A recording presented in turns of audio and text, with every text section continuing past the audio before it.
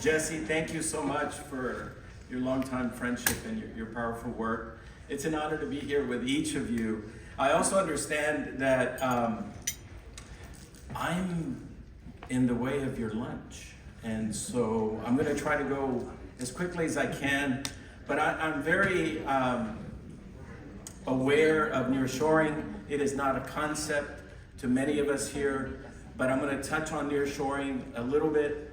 We'll talk about the history of NAFTA slightly, and then share some data about the powerful economic engine that is driving the North American continent, the Latino community. The Latino community is 63.5 million people in the US, 20% of the population. It is far larger than the people who live in Canada. California itself has 40 million people, and it is larger than Canada. So if you add our roots and our strength and our history with Mexico and the Latin American community in the US, we are an unstoppable economic engine, a positive force, detonando mucho negocio y mucho dinero para la frontera de Estados Unidos y Mexico y Canadá. As Jesse said, I'm the President and CEO of the United States Hispanic Chamber of Commerce. It's an honor to be here with you all, more so because I helped build this facility when I was the head of economic development. This was an old public parking lot. It wasn't big enough for a hotel, so we had to sell air rights. So if you go up and down the river, this is the narrowest portion of the river, and so just make sure you don't fall into the river on the sidewalk. But those air rights were helpful in getting enough space for the porte-cochere in the front, and of course this beautiful facility here at the Westin. And very few people know this hotel is also owned by our friend Kit Goldsberry from the Pearl. I want to thank the North American Development Bank. I want to thank Calixto, Mateos, and of course John Beckham. I want to thank the ambassadors that you all have been joined by, of course in person and virtual, Salazar and Moctezuma. I've had the honor of working with so many of the previous directors in my roles here in San Antonio: Victor Miramontes, Jorge Garces, Jerónimo Gutierrez, Manuel Camacho. I mean, I could go on and on. NadBank was a reward.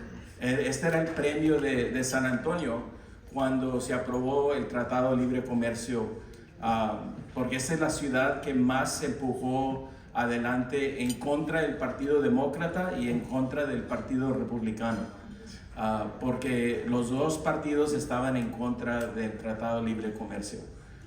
It was because the conservatives, the Republicans, again, were concerned about losing jobs, and on the progressive, democratic, liberal side, folks in unions felt that the jobs would be lost. So both had a unifying opposition to this. Our vision at the United States Hispanic Chamber of Commerce is that we're not red or blue. We're bipartisan. We're red, white, and blue, but our favorite color is green. And or it could also be the Mexican flag. For all we would know. But I just want to thank each of you for your support at the NadBank. I'm honored to be speaking today. I promised in my remarks we'll tie a little bit with the history. It was in the late 80s that I was hired to be el director general de la Cámara Mexicana de Comercio de San Antonio. A los 23 años me ocuparon para correr la cámara más añeja de los Estados Unidos latina, fundada por el consulado mexicano. We changed the name to the San Antonio Hispanic Chamber shortly thereafter. I was the only employee at the time, but we did trade missions to Mexico. I see some dear friends here who were part of that momentum. I remember going to Mexico on my first trade mission, and I grew up, soy fronterizo, nací en McAllen y me crié en Westlaco, y soy tejano de 8 generaciones. Llegó el capitán Juan Cavazos de España, y él murió en 1683 en Monterrey. tenía una de las primeras becas para poblar el Nuevo Mundo. Y en ese tiempo era muy difícil. Se llamaba el Rancho Cavazos, Rancho Carricitos. It was larger than the state of Rhode Island. Today it is the King Ranch. My great uncle was Dr. Lauro Cavazos, who was the first Latino on the president's cabinet. President Reagan appointed him the Secretary of Education because he was the president of Texas Tech University. And then 3 months ago, I had the honor of being at Fort Hood when it was renamed Fort Richard Cavazos for the first four-star general Latino.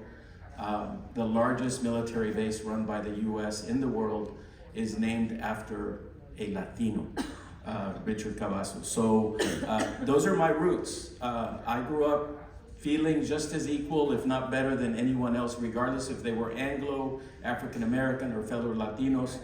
Teníamos mucho orgullo. Teníamos familia en Monterrey. Si eres Cavazos, we're probably related.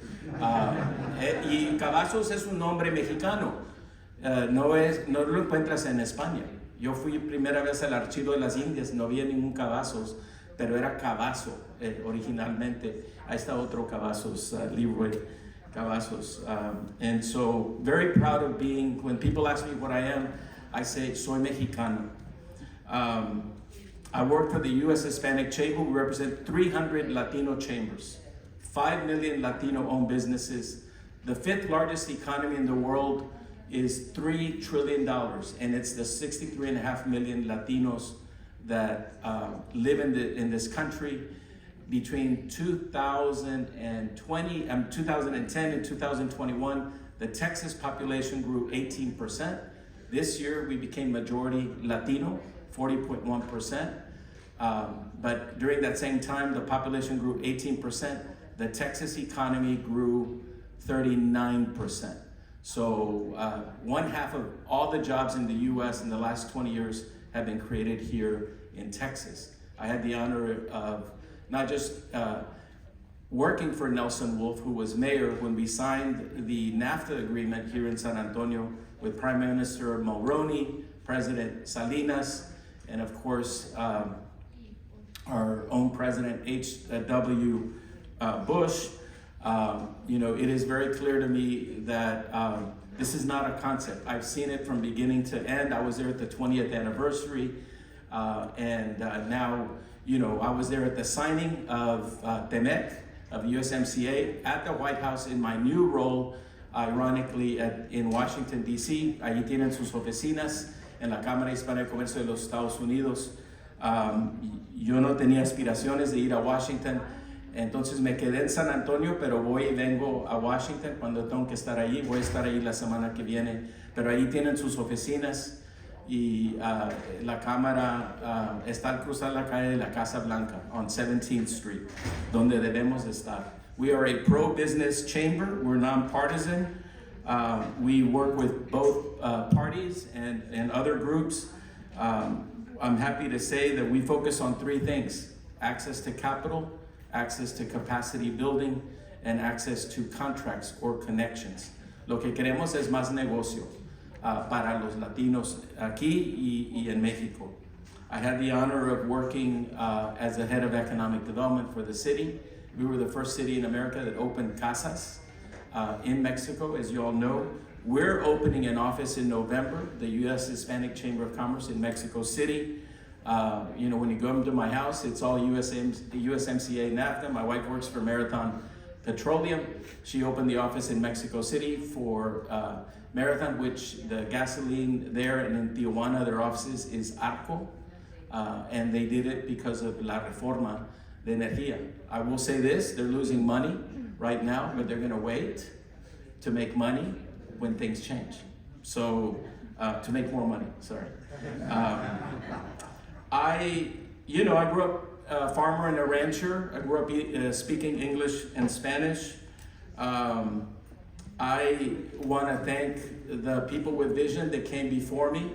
I remember going to Mexico City on my first trade mission, and I wanted to meet someone in the lobby, and I picked up the phone. This was before cell phones. I said, ¿dónde nos podemos ver? ¿Cómo se dice? Estoy hablando con el señor con Canaco, que era presidente. And I'm 26, and he's like 58, and which is kind of, now I'm him years later. When I meet with my young staffers, y le dije, ¿cómo se dice lobby en español para vernos ahí? Y me dijo, pues lobby. So Spanish is a wonderful language. Pero me pegó bien duro el año pasado, después de ese viaje, cuando llegué a México y estaba hablando con unos empresarios. Porque yo soy pocho, con mucho orgullo. Y lo digo porque yo llegué y yo creo, maybe I was a little full of myself, but me dijo un empresario, me dijo, Ramiro, ustedes allá en los Estados Unidos, los mexicanos americanos, ni aquí en México ni allá hay lugar para ustedes. Y me pegó duro. Pero ¿sabes qué? Dominamos los dos lados. Ya.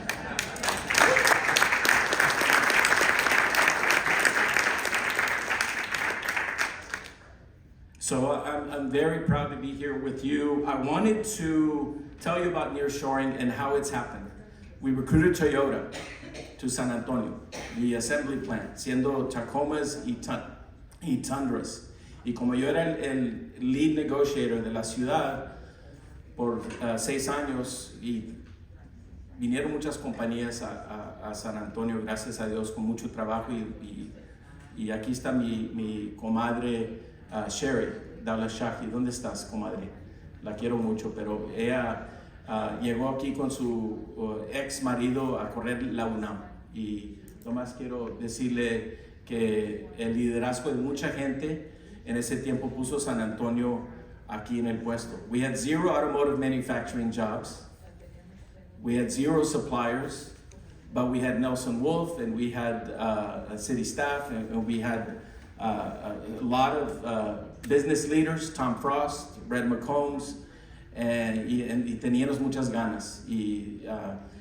We stole Toyota 4,000 jobs to build an assembly plant. We gave them 3,000 acres, an old Spanish land grant, like Rancho Caricitos, but it was the Lopez family on the south side.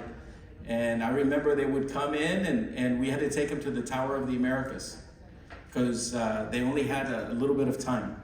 And in Japan, they don't buy anything, they don't invest in anything unless they see it, they touch it, they taste it, or they smell it. So all 20 board members of the global Toyota company had to fly in and fly out. And they didn't have time to go to El Rancho. It was on the south side. So we took them to Tower of the Americas. We had to fix the telescope that didn't work so they could see it. But they would see the land and they said, sounds good. And their handlers were taking them, we found out, to Little Rock on a separate plane because they were seeing 2 sites. And we found out because we had our people at the airport say, hey, where are they flying? Can you get the log? Oh, they're flying to Little Rock. That's where we knew we were competing against Arkansas, Mississippi, and Tennessee. But make a long story short, it happened with a lot of help from people like Senator Cornyn and Mayor Wolf. We got a $9 million EDA grant. We sweetened the pot. People were hungry. And now, thanks to that $4 million, 4,000 job plant, talk about nearshoring. I'm going to make my point, I promise. Toyota North America moved its offices from California, New York to Plano, Texas. Another 10,000 jobs. And we've added a second line here in San Antonio. And then, ya me conocen, yo trabajaba por la Cámara Hispana de Comercio y soy mexicano. Dije, well, we want some of those Toyota suppliers to be Hispanic-owned suppliers. And said, oh, you don't have any automotive suppliers. I said, well, we can create them. We can do the tech transfer. And they said, well, give us names of people that can raise $40 million. We gave them 40 names of Latinos that can raise $40 million. Some of them were personal injury lawyers, but they learned the business. And today, those same 5 compadres, Fernando Reyes, Rosa Santana, Max Navarro, Frank Herrera, and of course, forget the fifth one, I apologize. Berto Guerra, thank you, Jerry. They are now doing business in Guanajuato at the new plant and in Querétaro. So that's nearshoring right there. And their family's now in the second, third generation. So this is not a concept in San Antonio, it's not a concept to NadBank. I want to thank NadBank, more than $10 billion of investment on both sides of the border. Let's give them a round of applause.